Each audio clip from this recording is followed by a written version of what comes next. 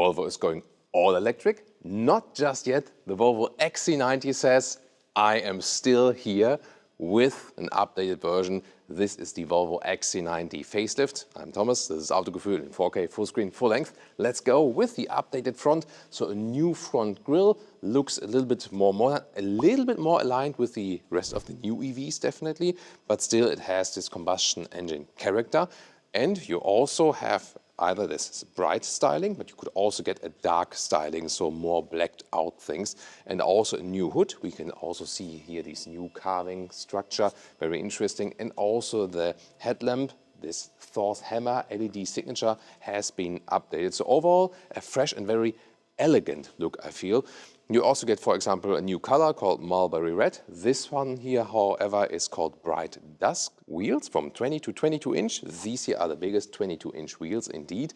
However, for the winter tires, you could also get 19-inch. Technology change also as for suspension. First of all, in the front now always double wishbone, so you have a better handling with that, or at least that's what they promise. We'll also soon find out for you. And the base suspension will also get frequency adaptive dampening, so it's a passive adaptive function.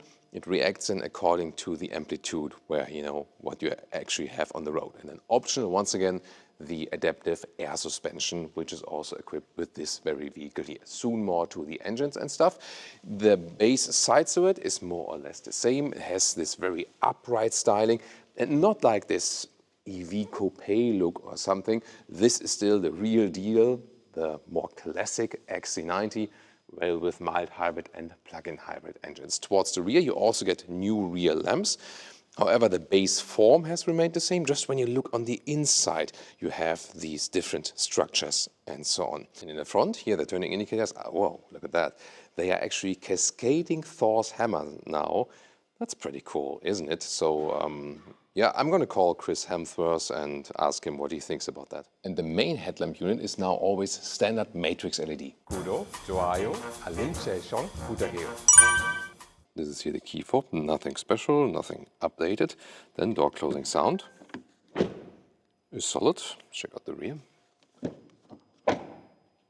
In the rear it's even better, right? I would wish that the rear door closing sound is like in the front. Then inside of the doors, this is here high-grade leatherette, it's also soft and plush. Then we have this matte wood. This, of course, different choices are available. This is also my favorite one, I have to say.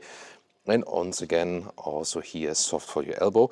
And we have this leatherette cover here also at the inside of the door pockets. I do like that as well. Optional Bowers & Wilkins sound system. We have a Volvo entry badge and steering wheel with the known buttons here.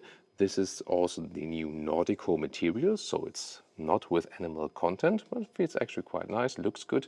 Digital instruments, soon more to that. And the seats, they are from Nordico material as well. They call it because it's a high-grade leatherette, also with the quilting here, pretty cool. And it also has a share of recyclables and a share of biomaterials. So they are trying to go full circle then as for sustainability. Then here you have 1.89 meters, 6'2", a lot of headroom left. It's really comfortable in these seats here. And here, by the way, you can also lengthen this front part of the seat if you have longer legs like me, so there's also another comfort feature. Cockpit overview. Here we have a fabric insert, so for this living room atmosphere.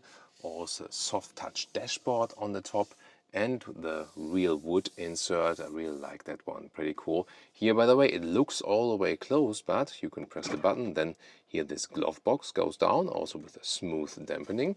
So that's actually pretty cool. You have this new 11-inch infotainment screen. It's still vertical, but this is now more leaning towards the electric vehicles. Before it was more integrated there. Now I think it's more accessible. So design-wise, it stands more out. But then again, you can easier click the things, and you can also see here this Android background. You have the different apps. You can still get Apple CarPlay, for example. It's also standard. In the middle console, you have in the lower part still this manual volume jog. That has been there.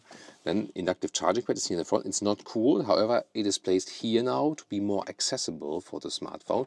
Then you can slide down this. Adaptive cup holders. This is the shifting lever. You can also get it here in this crystalline styling. And got this very well attached. Underneath, more space. even like less clutter and so on. Here USB-C charging twice actually. So once for charging, once for the connection. And this also opens pretty wide so you can easily access that. By the way, always a nice detail here with the seats. They have this small Swedish flag here. Yeah, it's always on the left side here.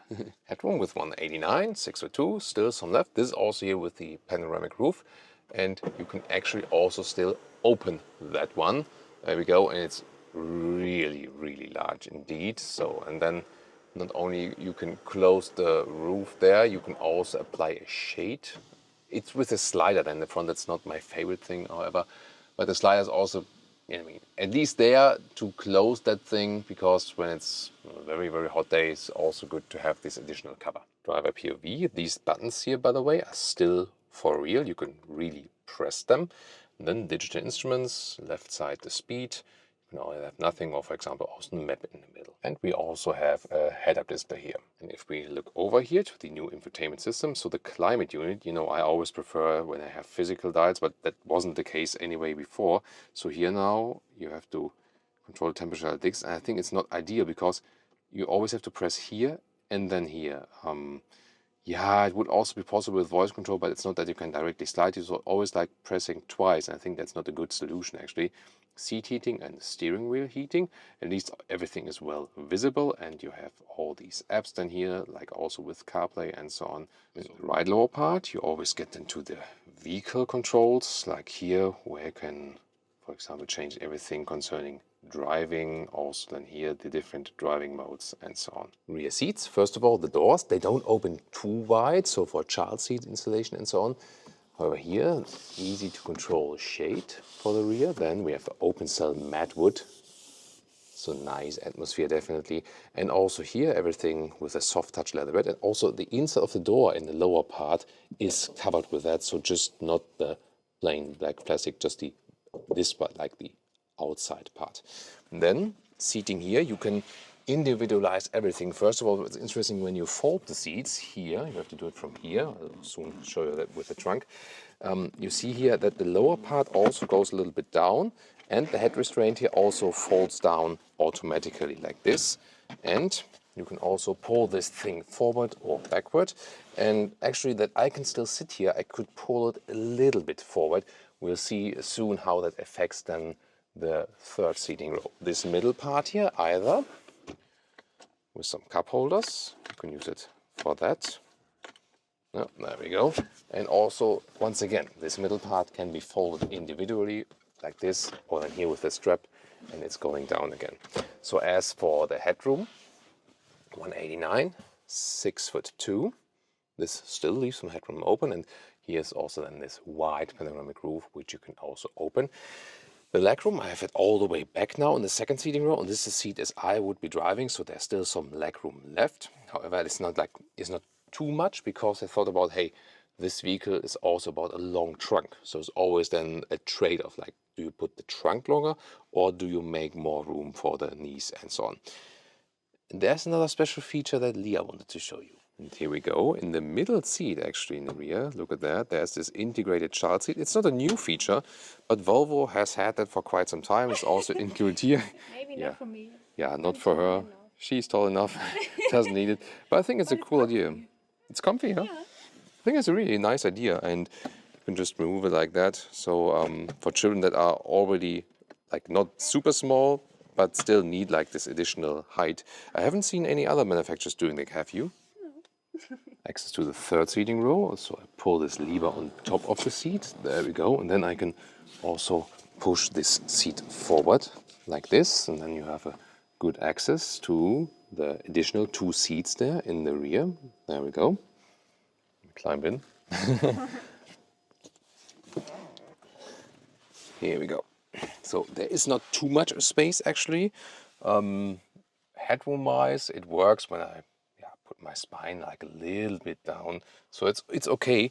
And what I've done here is actually, when I put the seat all the way back like it is before, it doesn't fit with my knees. But here I've put this seat here a little bit forward, that I could sit here as an adult, and there you can see it still doesn't really fit with my knees. So it's not a third seating row for adults. This is once again this case of children are already a little bit taller, but not too tall and stuff, you know, football game and so on.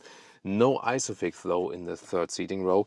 You just have isofix here in the second seating row. Now we come to the most fun part.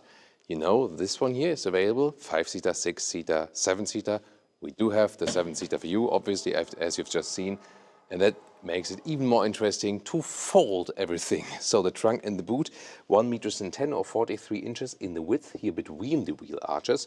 This is then the trunk when you have all the seats up. So then you have like a length of about 55 centimeters or 22 inches.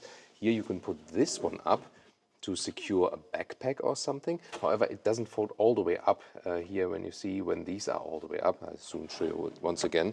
And then underneath you have some space, for example, for the charging cable, as there is obviously no frunk available in this plug-in hybrid here. Now, we begin with the folding. First of all, when you look also at the head restraints, because that's always a cool system, here they automatically fold down, and then this one goes all the way flat, 1 and 2. And this is then 640 liters in this setup with 5 seats. And here the length is already 1 meter 25 or 49 inches. So that's already pretty cool. To fold these here, I have to go around. Takes a while, but the cool thing is that they also here with the head restraints, they fold down after a while. I have to put that individual. 1, 2, 3. For that one, I have to go around even more. So this is then my workout for today. Everything for you. There we go. And this is then the full luggage setup. So this vehicle is so versatile. I love it for that. Look at that. I mean, you literally already see it, how much space it is. But then here in the length, yeah, this is more than 2 meters or more than 79 inches. So like more than this stick goes actually. Now also here before it went up like this, now we can put it all the way up, then it's also stable. Then here you can, for example, secure a backpack.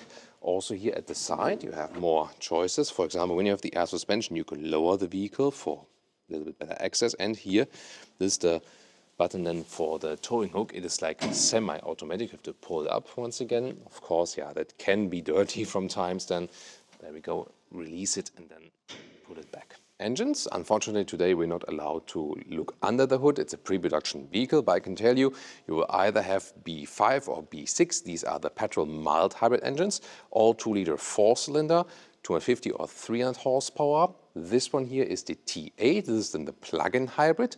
This one gets an electric motor at the rear axle. So the mild hybrid has more a classic all-wheel drive.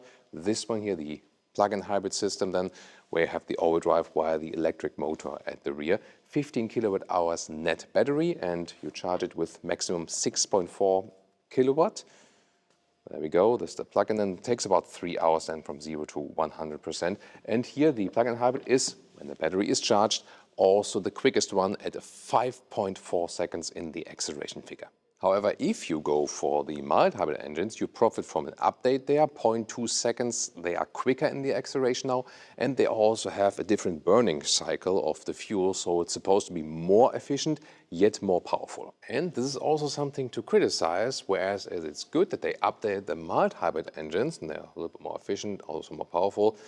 The plug-in hybrid engine was not really updated, and considering the car at that size here and also how old the platform is in comparison, I appreciate that they also still offer an alternative to the all-electric new model, to the EX90. However, they should have updated the plug-in hybrid model here, for example, with a bigger battery and so on. Yeah, for more pure electric range, because the pure electric range here is just about like 50 kilometers or 30 miles, and that is not enough for a car at that size. By the way, pure electric driving is up to a speed of 140 kilometers an hour. So not everyone has the charging infrastructure to go all electric yet, and that's why I think it's cool that they still offer here the XC90 in the plug-in hybrid and mild hybrid trim. And exactly as it stands here right now, yeah, I would say it's like a Swedish Range Rover, only that it's more reliable than the original one. Yeah, I think this is like a pretty cool styling, both exterior, interior. So I already talked to Leah and she said like she would take it home right now as it is here. So what would you? Would you take this one or rather the all-electric EX90? Or would you rather go for a direct competitor here of this one?